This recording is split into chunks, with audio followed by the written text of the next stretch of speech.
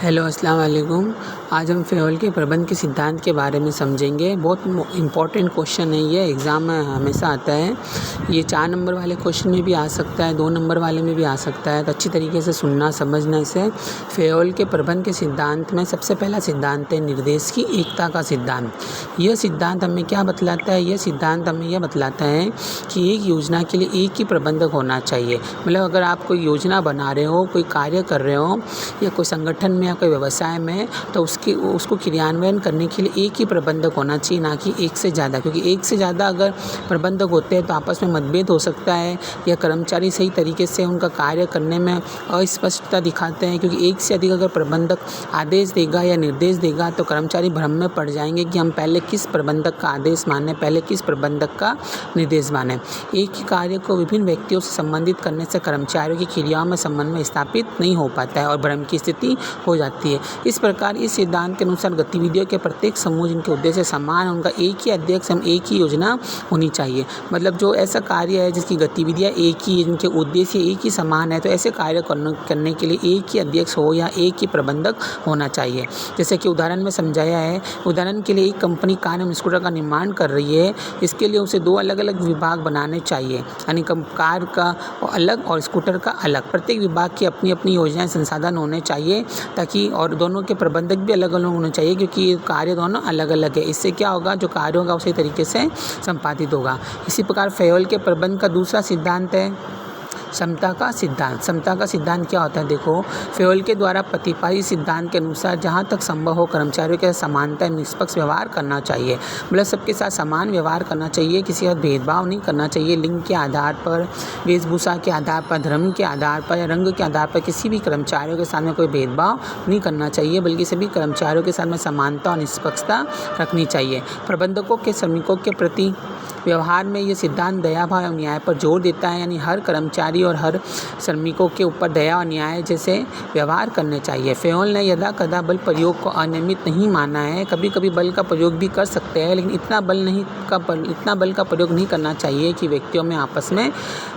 व्यवहार खराब हो जाए। उनका कहना था सुस्त व्यक्तियों के साथ सख्ती से व्यवहार करना चाहिए, जिससे कि प्रत्येक व्यक्ति के पास यह संदेश पहुँचे कि प्रबंधक की दृष्टि में प्रत्येक व्यक्ति बराबर है। अगर कोई व्यक्ति सुस्त है, काम चोरी करता है, काम नहीं करता है, तो उनके साथ में सख्त व्यवहार कर सकते हैं। आज व्यवहार में ये देखने को मिलता है कि बहुराष्ट्रीय कंपनियों में विभिन्न राष्ट्रीयता के लोग भेदभाव रहित वातावरण के साथ साथ कार्य करते हैं। इन कंपनियों में प्रत्येक व्यक्ति को उन्नति के समान अवसर प्राप्त होते हैं। फ़ेयल का अगला सिद्धांत है सहयोग की भावना। फ़ेयल के इस सिद्धांत के अनुसार प्रबंधक को कर्मचारियों में एकता पारस्परिक सहयोग की भावना को बढ़ावा देना चाहिए, यानी प्रबंधकों को मोटिवेट करना चाहिए, उनसे सलाह मशवरा करना चाहिए, उनका सहयोग लेना चाहिए। तो इससे क्या होता है, जो कर्मचारी होते हैं उनमें इस भावना का विकास होता है कि जो हमारा प्रबंधक है वो हमारे से विचार विमर्श कर रहा है, यानी हमें भी कुछ मान रहा है। तो इससे क्या होगा, इससे जो प्रबंधक होते हैं वो व्यवसाय के प्रति और प्रबंधक के प्रति निष्ठा की भावना रखते हैं। सहयोग की भावना के पोषण के लिए प्रबंधक को कर्मचारियों की पूरी बात में उनको स्थान देना चाहिए, मैं की जगह हम का प्रयोग करना चाहिए,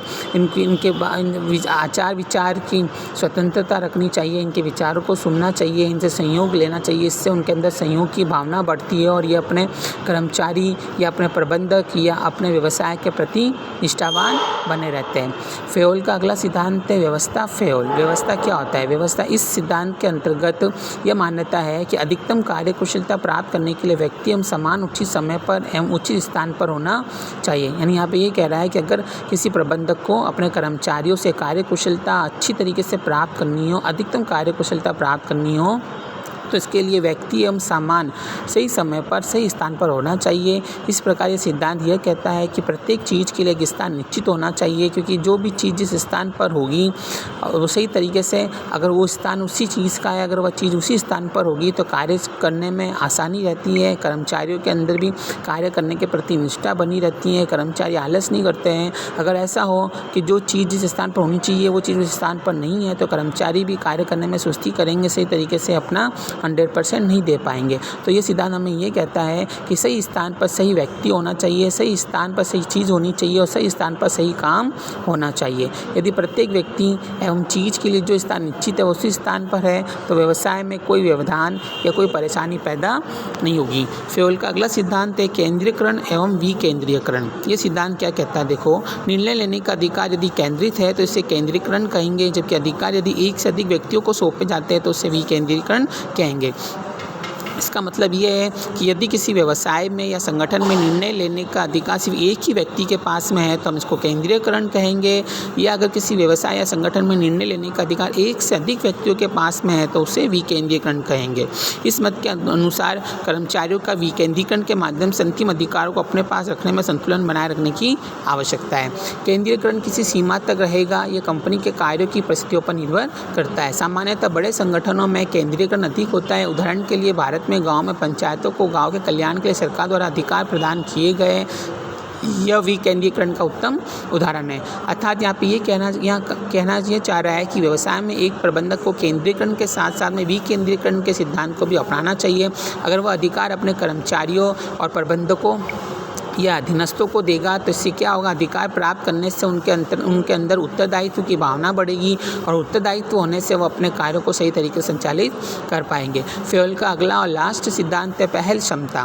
पहल क्षमता का मतलब पहले आके कार्य करना। इस सिद्धांत की मान्यता है कि कर्मचारियों के सुधार के लिए अपनी योजनाओं के विकास एवं उनको लागू करने के लिए उन्हें प्रोत्साहित करते रहना चाहिए, कर्मचारियों को मोटिवेट करते रहना चाहिए, क्योंकि मोटिवेशन करने से क्या होता है, जो कर्मचारी होते हैं उनमें पहल करने की क्षमता बढ़ती है। उनसे सुझाव लेने चाहिए, उनके विचारों को सुनना चाहिए, उनके विचारों का स्वागत करना चाहिए। इससे वो मोटिवेट होते हैं और मोटिवेट होकर वो अपने व्यवसाय और अपने संगठन में पूरी निष्ठा ईमानदारी से कार्य करते हैं। स्वयं अभिप्रेत की दिशा में पहल कदम उठाना चाहिए। प्रबंधक को पहल क्षमता को प्रोत्साहित करना चाहिए। पहल क्षमता का यह तात्पर्य नहीं है कि अपने आप को सबसे अलग दिखाने के लिए कंपनी की स्थापित रीति नीति के विरुद्ध कार्य किया जाए। एक अच्छी कंपनी वह मानी जाती है इसमें कर्मचारियों को सुझाव देने के लिए प्रेरित किया जाए, यानी कर्मचारियों को सुझाव देने के लिए आगे आने का मौका देना चाहिए ताकि उनके भी सुझाव को एक प्रबंधक द्वारा सुनना चाहिए। भले वो प्रबंधक उस सुझाव को माने या ना माने, लेकिन उनको प्रोत्साहित करना चाहिए कि आप भी अपने विचार और सुझाव अपने व्यवसाय के या अपने संगठन के प्रति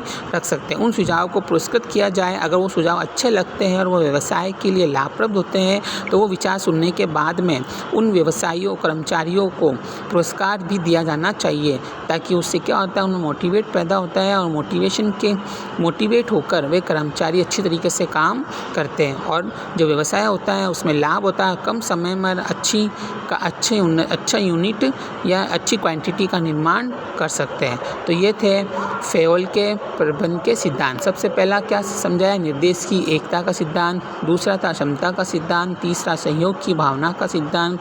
अगला था व्यवस्था का सिद्धांत। फिर था केंद्रीकरण विकेंद्रीकरण का सिद्धांत और लास्ट सिद्धांत था पहल क्षमता का सिद्धांत। ओके।